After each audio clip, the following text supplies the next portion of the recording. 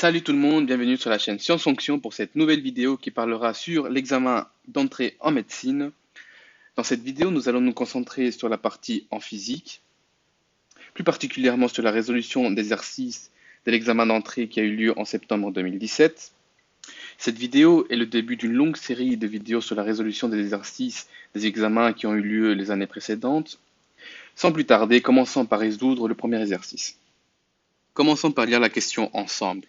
On nous dit une masse m égale à 5 kg démarre à une vitesse nulle à l'instant t égale à 0 secondes sur un plan incliné d'un angle β par rapport à l'horizontale. On pose g égale à 10 mètres par seconde au carré et que sinus β est égal à 1 demi. On considère qu'il n'y a pas de frottement. Après avoir parcouru une distance de 20 mètres, son énergie cinétique vaut... Donc on nous demande de trouver l'énergie cinétique. La première chose qu'on fait du coup, c'est écrire la formule de l'énergie cinétique qui nous dit que K égale à 1 demi mv au carré. Ensuite, on commence à analyser les données qu'on nous donne dans l'énoncé. Ici, donc, on nous donne m égale à 5 kg. La vitesse est nulle à l'instant où on démarre le chrono, donc à t égale à 0 secondes. On nous dit que g est égal à 10 mètres par seconde au carré, que sinus β est égal à 1 demi. On considère qu'il n'y a pas de frottement. Et après avoir parcouru une distance de 20 mètres, donc il a parcouru une distance de 20 mètres, c'est à ce moment-là qu'on a envie de connaître l'énergie cinétique.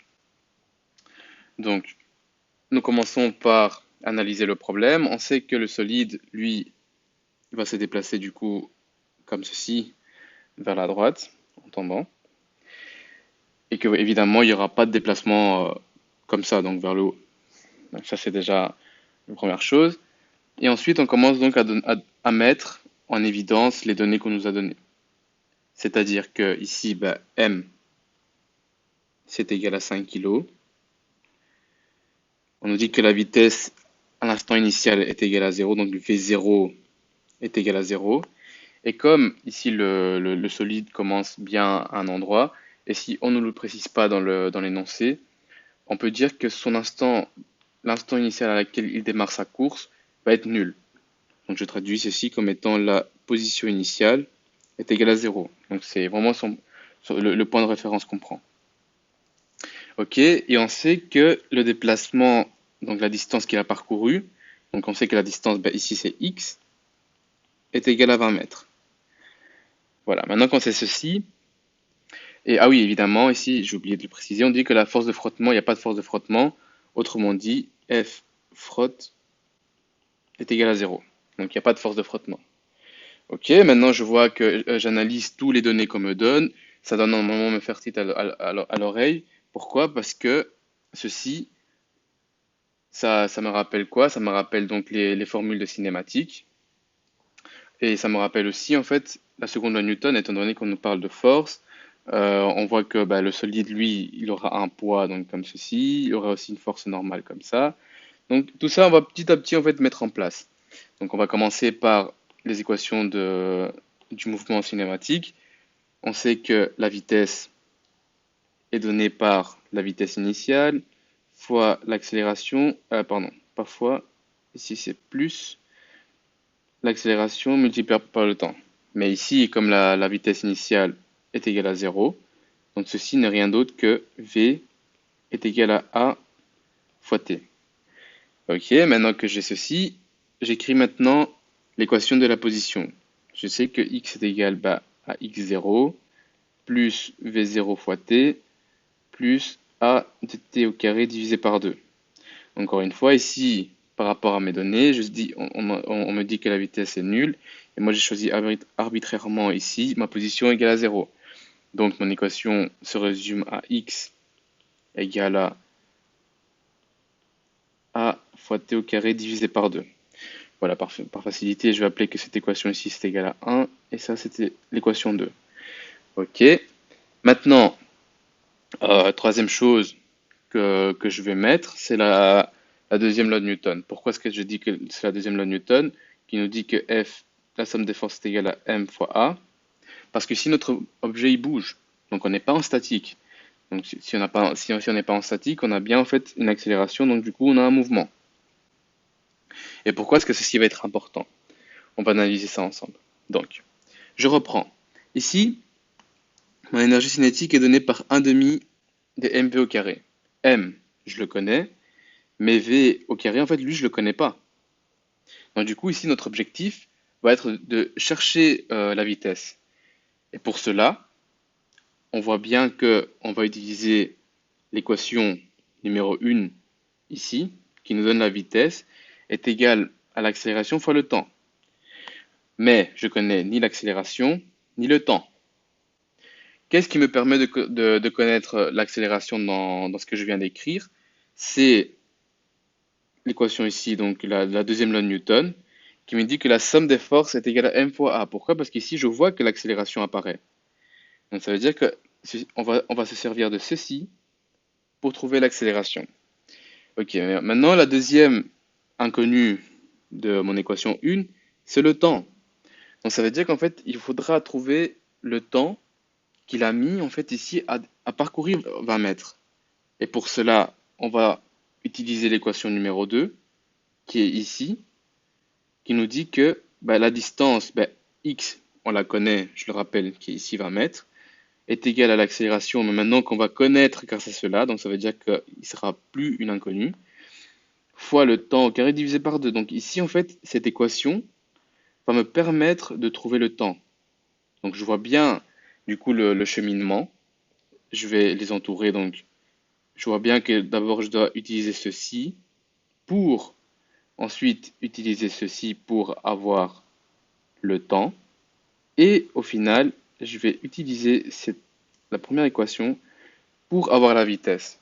Donc c'est vraiment ça le cheminement. Donc on passe de là à là, ensuite on passe de là à là, et ensuite une fois qu'on a trouvé ceci, ben, on a trouvé l'énergie cinétique.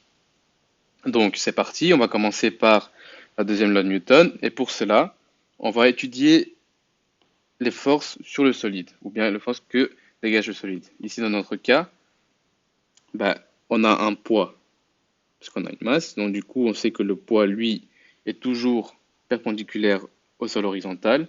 Ici je note P pour le poids. Et on sait du coup que le solide, lui, a une force normale qui est lui perpendiculaire là où il est posé, et ici il est posé sur le plan incliné, que j'appelle N. Je sais que mon solide se déplace vers la droite, donc je vais devoir travailler avec des axes.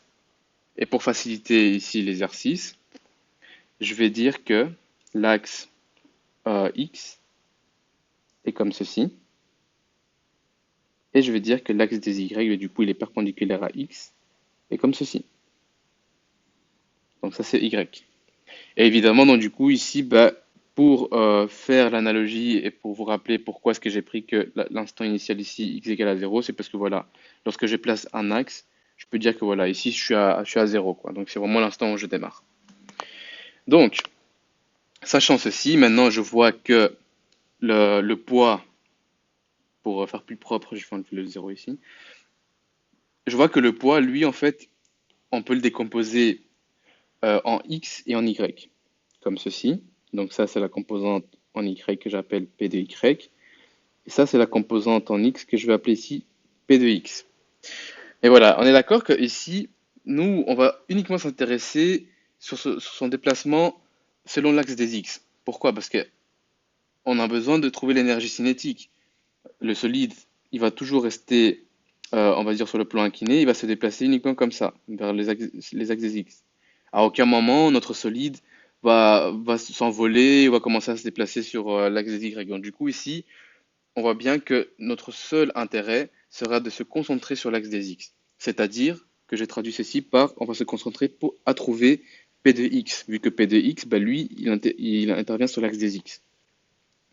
Donc pour faciliter ceci, nous allons tracer le triangle qui est donc donné ici, ce petit triangle ici en plus grand, pour pouvoir vous montrer comment trouver en fait P de x. Donc c'est parti. Ça nous donne ici P. Donc si je vais essayer de faire au mieux le côté qui est parallèle à Y, et donc ici, ça va faire X. Donc je vois que Ceci, c'est P de Y et ceci, c'est P de X. Donc, je le rappelle que l'axe des Y est comme ceci. Donc ça, c'est Y. Et l'axe des X est comme ceci. Ok, donc je vois bien que le triangle en plus grand, en fait, l'angle bêta sera mis ici.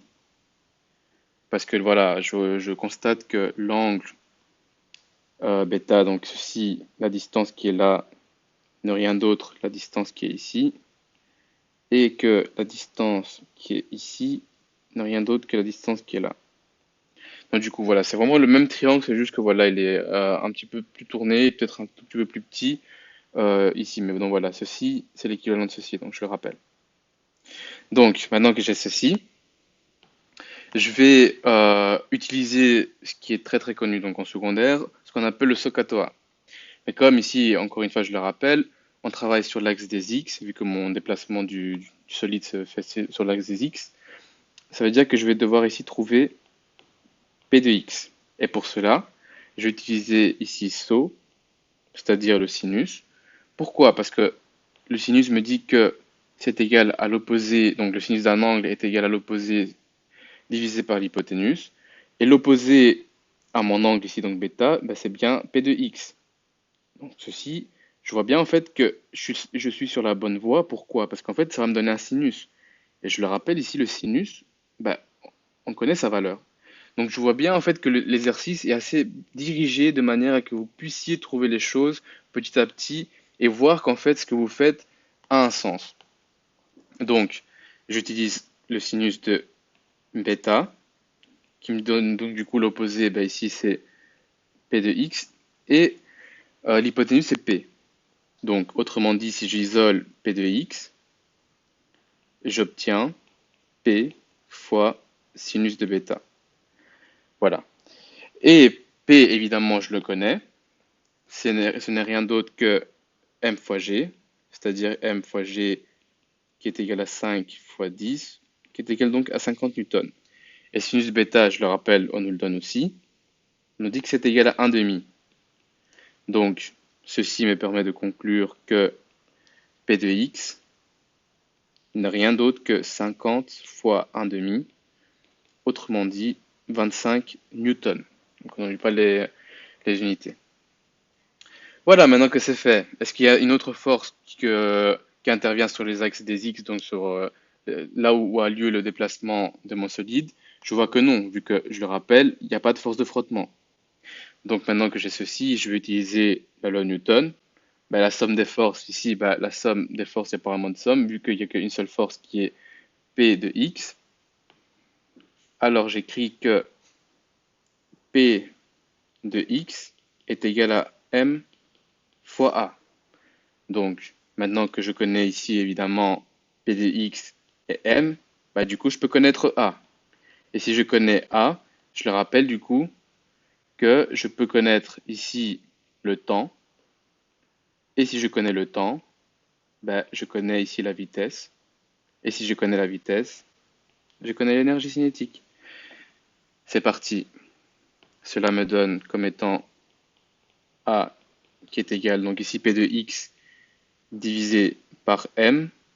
P de X, maintenant je le connais. C'est égal à 25. Et M, on me donne dans l'énoncé, c'est égal à 5 kg, divisé par 5. Autrement dit, 5 mètres par seconde au carré. Voilà, maintenant que je connais A, je suis en mesure de pouvoir maintenant connaître le temps. Parce que, je le rappelle, ici, dans l'équation numéro 2, je connais la position. Enfin, la position, dans ce cas-ci, c'est la distance. Je connais la distance qu'il a parcourue, qui est égale à 20 mètres. Donc, si j'utilise l'équation 2, c'est-à-dire, je mets ici le petit 2 pour dire que j'utilise l'équation 2, je l'écris donc x est égal à a de t au carré divisé par 2. Ça veut dire que j'ai 20 qui est égal à 5 fois t au carré divisé par 2. Voilà, donc il me reste plus qu'à isoler t. Et pour ce faire, donc je vais commencer par multiplier des parts et d'autres par 2. Comme ça, je peux éliminer ici les 2. Ce qui me donne donc 40 est égal à 5 fois t au carré. Maintenant, pour éliminer le 5, je vais diviser des parts et d'autres par 5, ce qui élimine donc le 5 à droite, et je trouve t au carré. Donc je vois que t au carré est égal à 40 divisé par 5, donc ça fait 8. Et j'ai besoin de t, pas de t carré. Donc du coup, ceci, si je prends la racine, me donne t est égal à 2 racines de 2. Vous pouvez le faire sur la calculatrice, vous allez voir que vous allez trouver 2 racines de 2. Voilà, maintenant que je connais t, super. Maintenant je suis quasi à la fin parce que maintenant je connais a, je connais t. Donc si je connais a et je connais t, maintenant du coup je peux connaître la vitesse. Donc je commence par écrire l'équation numéro 1. Donc 1, j'ai que v est égal, donc la vitesse, pardon, l'accélération, je le rappelle, on a trouvé c'est égal à 5. Donc j'ai 5 fois le temps. Ici c'est 2 racines de 2, c'est-à-dire 10 racines de 2. Voilà, maintenant que je connais la vitesse, je peux enfin trouver l'énergie cinétique, c'est-à-dire donc que si je remplace V par 10 racines de 2 dans ma formule de l'énergie cinétique qui est ici, je le rappelle, ça va me donner donc K est égal à 1 demi fois M, je le rappelle, M égale à 5, fois la vitesse au carré, donc c'est-à-dire 10 racines de 2 au carré. Ceci me donne 1 demi fois 5 fois 10 au carré fois 2, parce que je rappelle que racine de 2 au carré est égal à 2. Donc je peux simplifier ceci avec ceci, et je vois que j'obtiens en fait 5 fois 10 au carré, autrement dit 5 fois 100. Donc je vais écrire au plus propre la réponse finale, donc ceci ici, parce que j'ai de la place. Ce qui me permet donc de conclure que l'énergie cinétique est égale à 5 fois 10 au carré, donc 100, qui est égal à 500 joules. Je n'oublie pas que l'énergie cinétique est exprimée en joules. Et ainsi, je trouve la réponse finale. Donc ici, dans le questionnaire, c'est le choix numéro 4 qu'il fallait donc entourer. Ceci clôture la vidéo de la résolution de la question 1. Il y aura évidemment d'autres vidéos qui suivront sur la résolution des autres questions de l'examen d'entrée en médecine de septembre 2017. Je vous remercie d'avoir regardé la vidéo. Si quelque chose n'a pas été clair sur la résolution de l'exercice, n'hésitez pas à le mettre en commentaire, on y répondra assez vite. Et je vous dis donc à bientôt pour d'autres vidéos sur la chaîne Science Fonction.